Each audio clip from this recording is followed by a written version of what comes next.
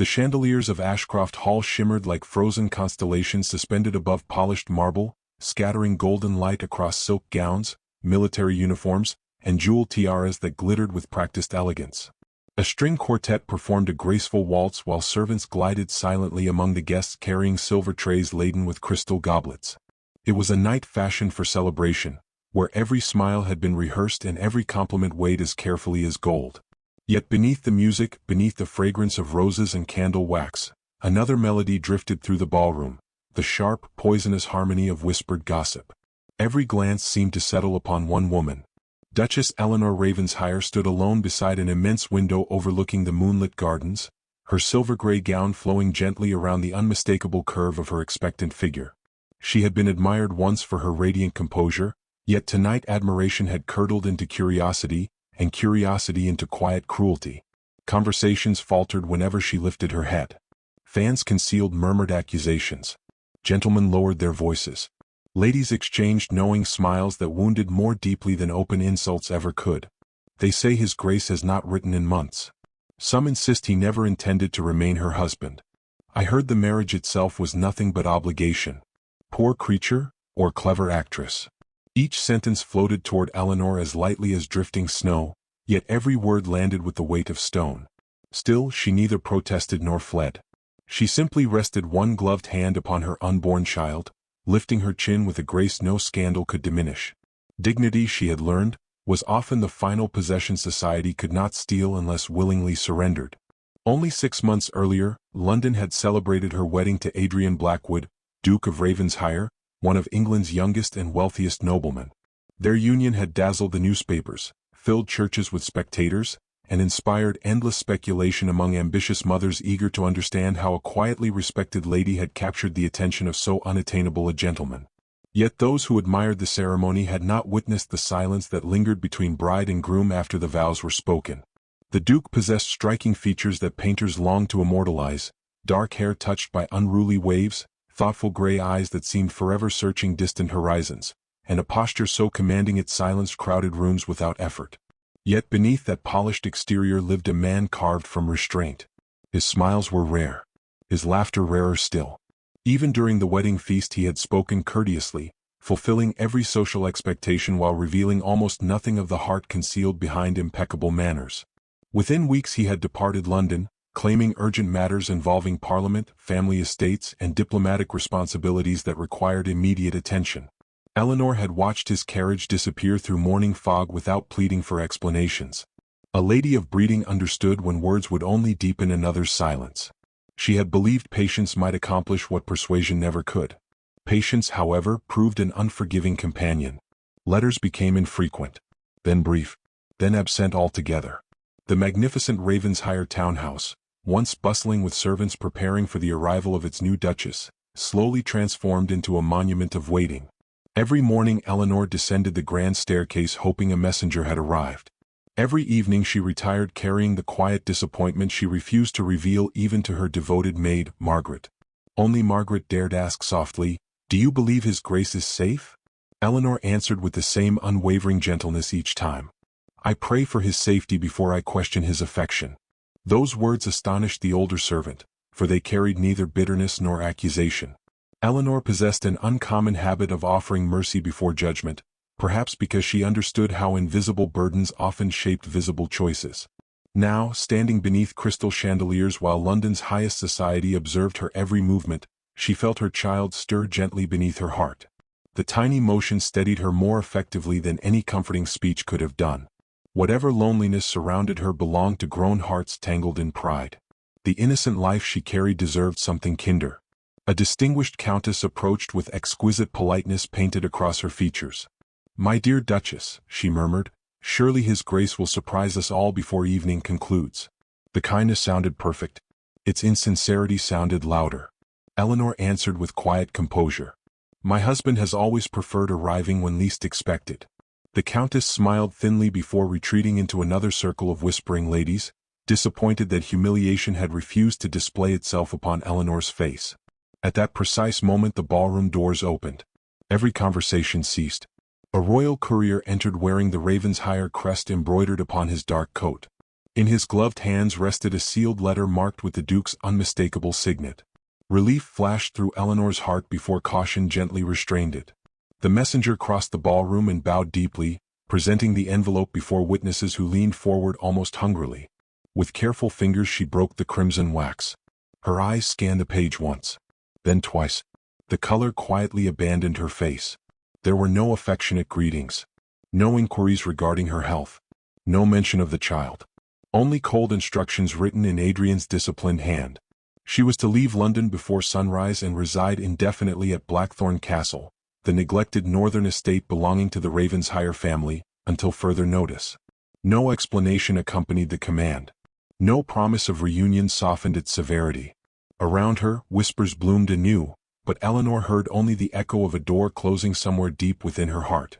Resting both hands protectively over her unborn child, she lifted her tearless gaze toward the distant stars beyond the towering windows and silently vowed that if the world intended to exile them, she would teach her child that compassion could survive even inside the loneliest castle. Before dawn painted the eastern sky with pale silver, Eleanor's carriage rolled away from London beneath a curtain of mist.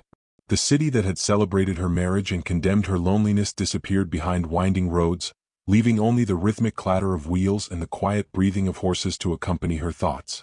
Margaret sat opposite, knitting with trembling fingers she could not keep steady, while Eleanor gazed through the rain-speckled window, refusing to look back. Every mile carried her farther from whispered accusations, yet each mile also deepened the mystery of the husband who had banished her without explanation. The journey stretched across lonely moors, ancient forests, and villages where smoke curled gently from stone chimneys. Farmers paused in their fields as the ducal carriage passed, bowing respectfully to the Ravensshire crest without knowing the sorrow hidden behind its polished doors. Eleanor rested both hands over her child, feeling occasional gentle movements that reminded her she was never truly alone. Whenever anxiety threatened her composure, she whispered quiet promises beneath her breath, pledging that no bitterness would become the inheritance of the innocent life she carried. Late on the third evening, Blackthorn Castle emerged from drifting fog like the ghost of forgotten glory. Massive towers pierced the gray sky, their weathered stones darkened by centuries of relentless rain. Ivy embraced cracked walls with possessive determination, while broken fountains stood silent beneath overgrown gardens that had once displayed rare roses from every corner of Europe. The estate possessed undeniable grandeur, yet neglect had transformed majesty into melancholy. It resembled a noble heart abandoned long before its owner admitted the loss. The towering gates groaned open reluctantly, as though surprised anyone had remembered their existence. Waiting in the courtyard stood fewer than a dozen servants, their faces lined by age rather than comfort. At their head waited Mr. Whitmore, the elderly steward whose silver hair reflected the fading daylight. He bowed deeply despite the stiffness in his joints, his voice carrying equal measures of courtesy and sorrow. "Welcome home, Your Grace." Home. The single word pierced Eleanor more sharply than any insult London society had offered. She surveyed shattered windows awaiting repair, empty stables echoing with silence, and gardens surrendered entirely to weeds. This place had not welcomed laughter in many years. Even the wind seemed reluctant to remain among its lonely corridors. Margaret quietly whispered, "How could His Grace send you here?" Eleanor answered without anger. "Perhaps because someone must remember this house before it forgets itself entirely." Mr. Whitmore escorted them through cavernous halls where faded portraits watched from dust-covered walls. Great fireplaces stood cold despite the autumn chill. Chandeliers hung draped with cobwebs instead of crystal brilliance. Entire wings had been locked for decades because maintaining them demanded servants the estate could no longer afford. Every room carried the lingering scent of forgotten memories rather than living families.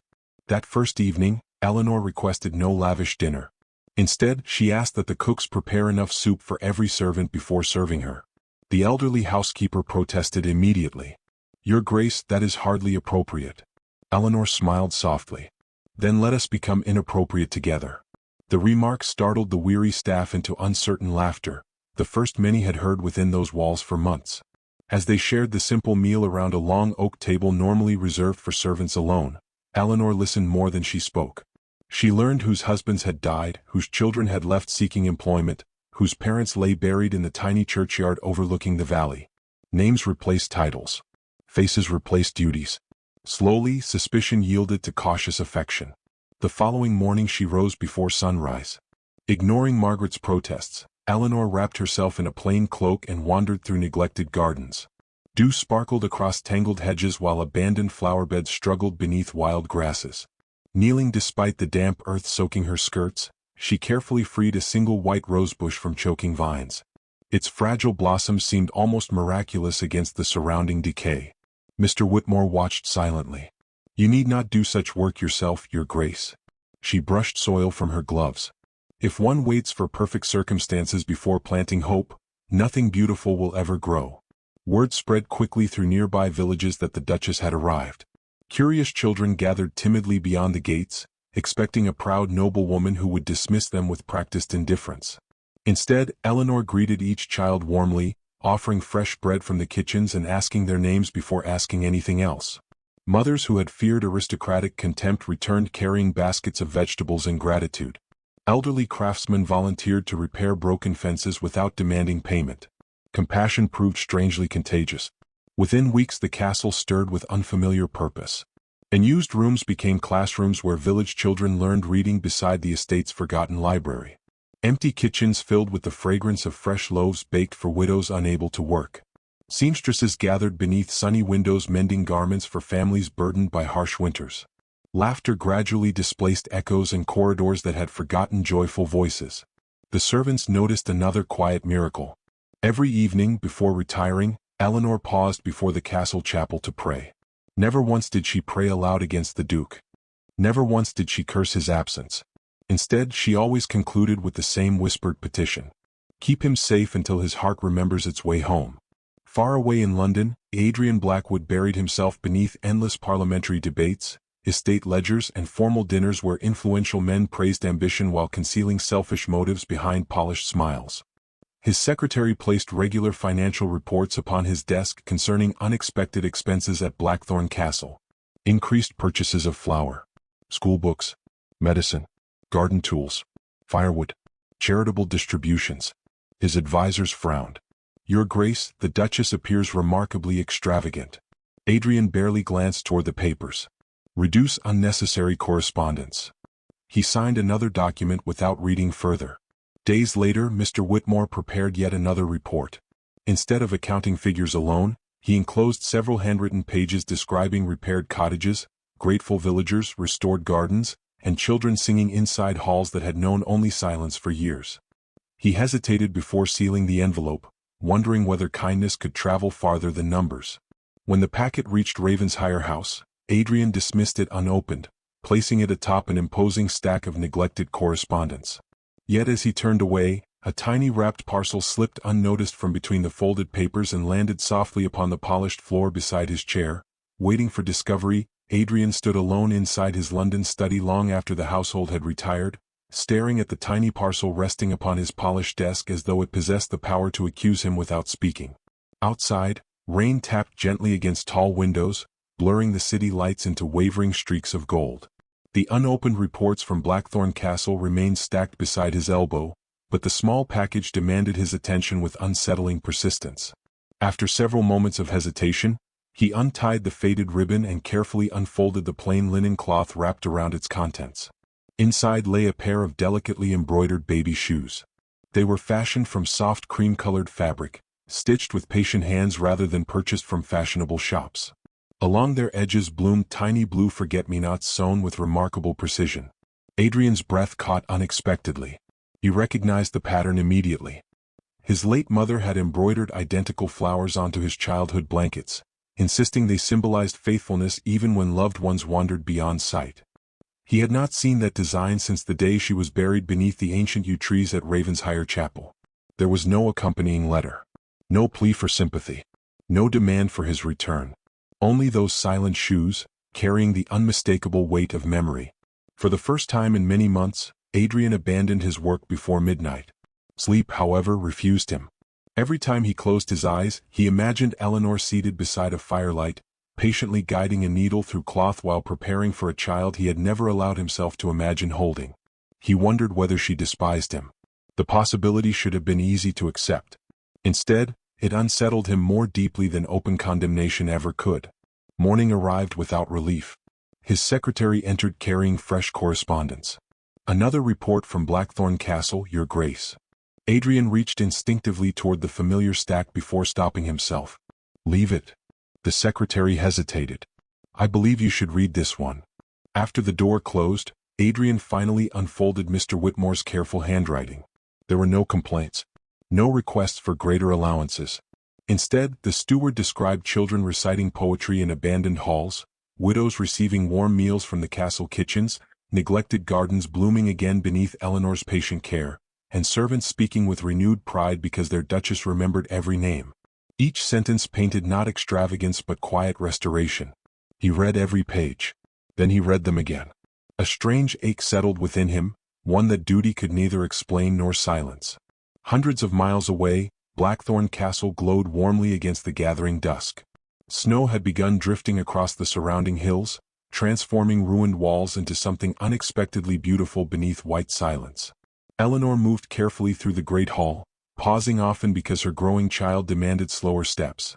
Despite the weariness shadowing her face, she smiled whenever passing servants greeted her. The castle no longer echoed with abandonment. Fireplaces blazed. Laughter floated from distant classrooms. Hope had found shelter where despair once ruled. Margaret noticed Eleanor pressing a hand against her back. "You should rest." "I shall. You always say that." Eleanor laughed softly.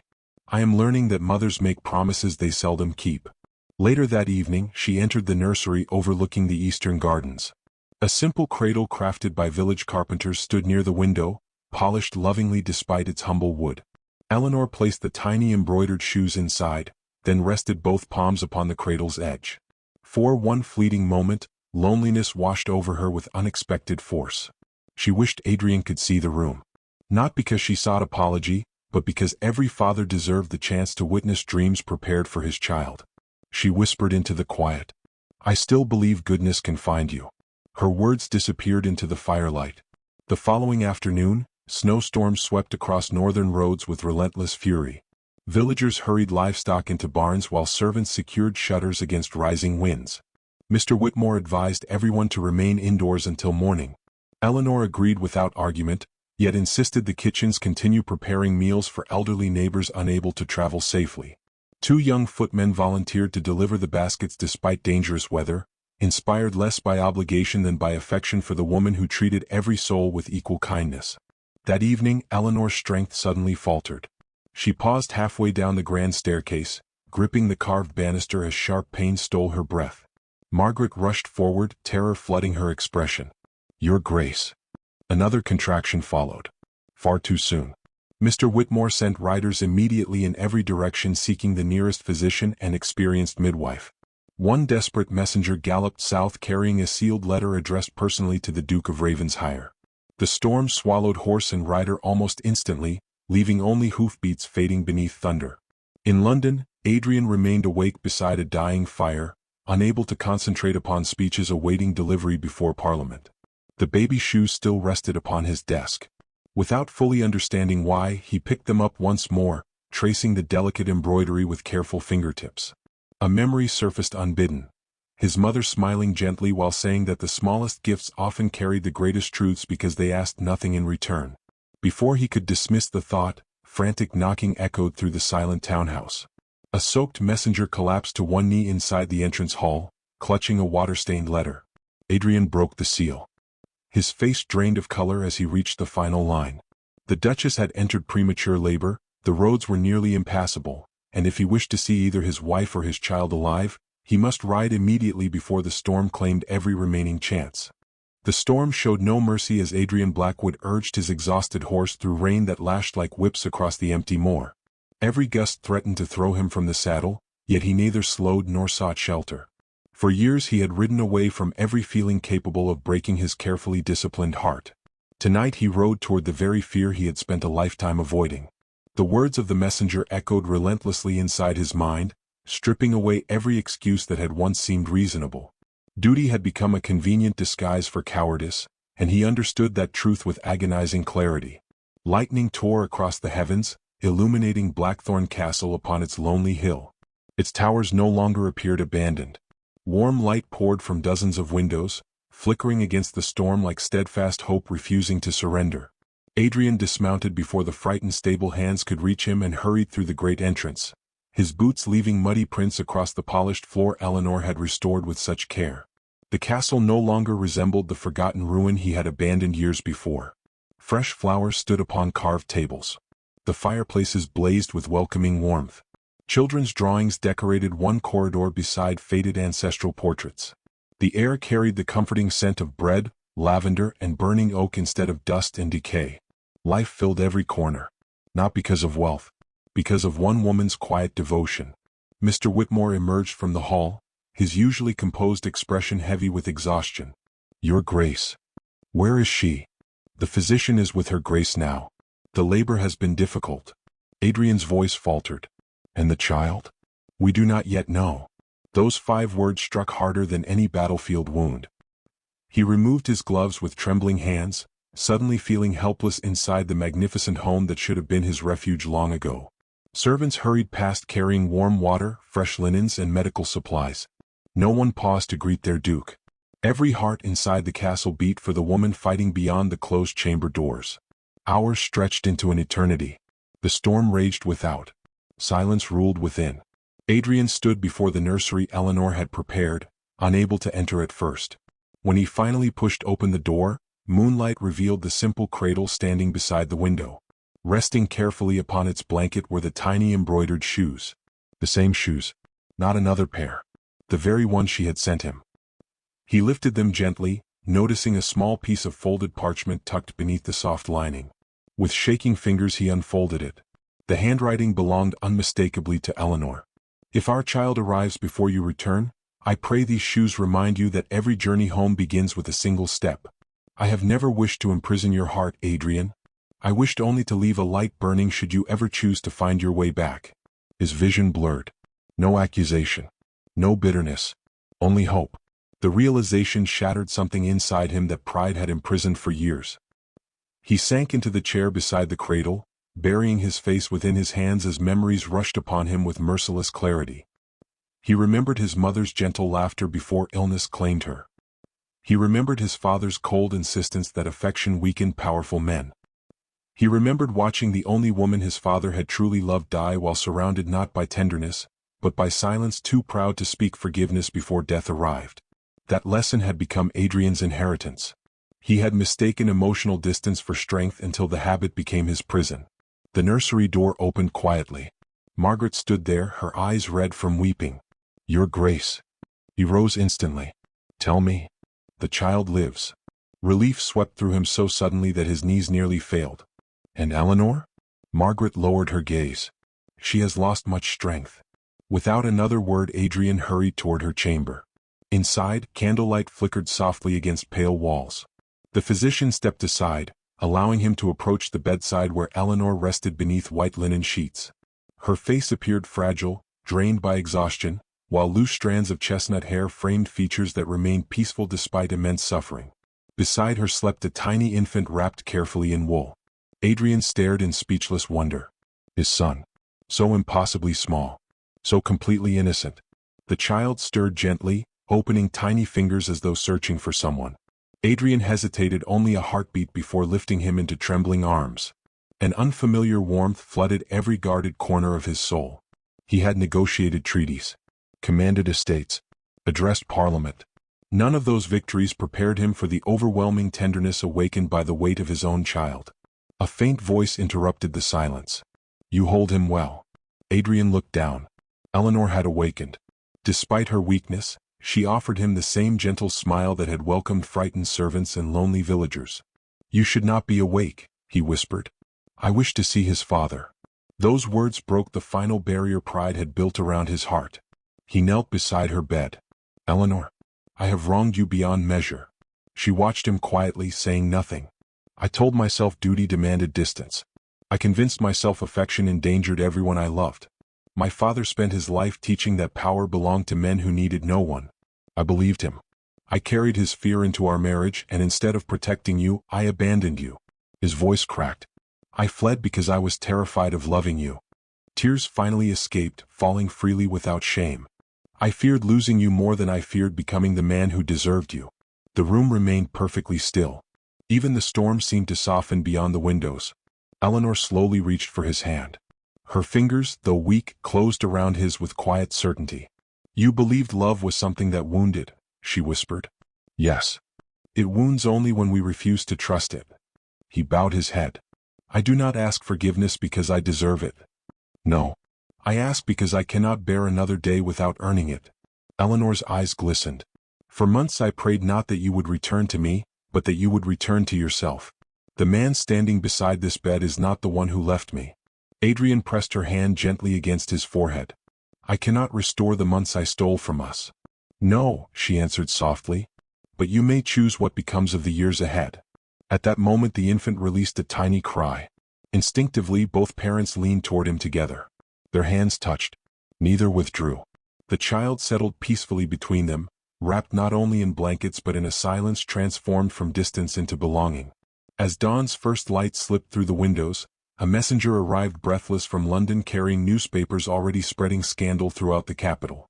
Parliament had learned the Duke abandoned the nation's affairs to remain beside his estranged wife, and the aristocracy now waited eagerly to witness whether Adrian Blackwood would return alone to protect his title, or stand before the whole kingdom beside the woman he had finally found the courage to love. Morning sunlight spilled across the towers of Blackthorn Castle, washing away the violence of the storm with a quiet radiance that felt almost sacred. The hills shimmered beneath fresh rain, and the gardens Eleanor had rescued from ruin glowed with dew like scattered pearls. Yet peace had not truly arrived. Beyond those tranquil walls, London's drawing rooms and Parliament chambers had already begun sharpening their judgments. The newspapers transformed private repentance into public spectacle, portraying the Duke of Ravensshire as a man who had abandoned the crown's business for a disgraced wife. Every noble family waited to discover whether Adrian Blackwood would protect his reputation or his marriage. Adrian never questioned his answer. He remained beside Eleanor throughout her recovery, reading aloud from her favorite books while their infant son slept peacefully between them. Each passing day revealed another kindness Eleanor had quietly woven into Blackthorn. Villagers arrived carrying flowers for the Duchess. Children delivered handwritten prayers. Elderly widows insisted upon leaving fresh eggs, knitted blankets, or jars of homemade preserves despite possessing little themselves. Adrian watched these humble offerings with growing amazement. They had not been purchased through wealth or demanded by authority. They had been earned through compassion. One afternoon he wandered alone through the castle gardens, stopping before the single white rosebush Eleanor had rescued on her first morning. It had grown into a flourishing bloom despite harsh weather and neglected soil. Mr. Whitmore joined him without disturbing the silence. "Remarkable, isn't it?" the steward observed. Adrian nodded. "I thought this estate beyond saving." "The estate was never beyond saving, Your Grace." Adrian looked toward him. It merely waited for someone willing to love it before expecting anything in return. Those words settled deeply within him. Later that evening, Eleanor found Adrian standing inside the great hall beneath portraits of generations of Blackwood ancestors. Their painted faces appeared stern, proud, and distant. He studied them thoughtfully before turning toward his wife. "I spent years believing these men were my example." "Were they?" "They taught me how to inherit a title." He smiled sadly. "You have taught me how to deserve one." Eleanor crossed the room slowly, still regaining her strength, and placed their sleeping son into Adrian's arms. "Then begin today." The following week, Adrian ordered his carriage prepared. News of his return spread rapidly through London. Political allies hurried to meet him before the opening session of Parliament. Some pleaded. Others warned. Nearly all advised the same course. Leave the Duchess quietly at Blackthorn. Allow society to forget. Resume public duties. Rebuild your reputation. Lord Ashcombe, an influential statesman and longtime family friend, spoke with particular urgency. "Your Grace, sentiment is admirable within private walls, but leadership demands sacrifice." Adrian answered calmly. "I agree." "Then do not bring her." "I wasn't speaking of Eleanor." The old lord frowned. "I was speaking of pride." When the grand carriage reached London several days later, crowds filled the streets outside Ravensshire House. Curious citizens expected the Duke to arrive alone, prepared to repair the damage caused by scandal. Instead, Adrian stepped down first and turned immediately toward the carriage door. He extended his hand. Eleanor accepted it. Together they descended before every watching eye. She wore no excessive jewels, no elaborate crown, only a graceful ivory gown and the quiet confidence that had carried her through exile, loneliness, and heartbreak. Behind them came Margaret carrying their infant son. The whispers began instantly. Yet Adrian did not hurry indoors. He slowed his pace deliberately, ensuring every spectator witnessed him walking proudly beside his wife. That evening the annual Winter Assembly gathered England's highest nobility beneath glittering chandeliers remarkably similar to those where Eleanor had once endured public humiliation alone. The orchestra played elegant dances, but conversation dissolved the moment the herald announced their arrival. Duke and Duchess of Ravensshire. Hundreds of faces turned. Silence swept across the ballroom. Adrian led Eleanor directly to the center of the polished floor before releasing her hand only long enough to address the assembled aristocracy. When my wife stood alone in this city, many among you judged her. No one interrupted. I permitted those judgments. His steady voice echoed through the vast chamber. I hid behind duty because I lacked the courage to face my own heart. While this woman endured gossip with dignity, I abandoned the vows I freely made. Several gentlemen lowered their eyes. Ladies who had once whispered behind jeweled fans stood motionless. Adrian continued. You believed Eleanor weak because she answered cruelty with kindness. He smiled toward her. I have discovered that such kindness requires greater strength than pride ever could. Then, before princes, ministers, judges, and noble families whose approval had once governed his every decision, Adrian Blackwood slowly lowered himself onto one knee. Gasps filled the ballroom. Never had a Duke of Ravensshire knelt publicly except before the sovereign. He looked up into Eleanor's astonished eyes. Your Grace, he said softly, though his words carried throughout the silent hall, I cannot erase the loneliness I caused. I cannot reclaim the months fear stole from us. But if forgiveness is a gift earned through faithful deeds rather than eloquent promises, then allow me to spend the rest of my life deserving yours. Tears shimmered within Eleanor's eyes. The room waited. She could have refused. She possessed every reason. Instead, she stepped closer until only a heartbeat separated them. You have already taken the first step home, she whispered. She offered him her hand. Adrian kissed it with reverence rather than ceremony before rising beside her. Applause did not erupt immediately. For several long moments, the ballroom remained suspended between astonishment and admiration. Then one elderly duchess began clapping quietly. Another joined. Soon the entire chamber thundered with applause powerful enough to drown every cruel whisper once spoken against Eleanor's name. Weeks later, Adrian returned permanently to Blackthorn Castle. He declined prestigious appointments that demanded endless absence and instead devoted his influence to restoring the northern county. Empty wings of the estate became a school, a small hospital, and workshops where struggling families found honest employment. Eleanor continued welcoming every visitor with the same gentle grace that had transformed strangers into neighbors.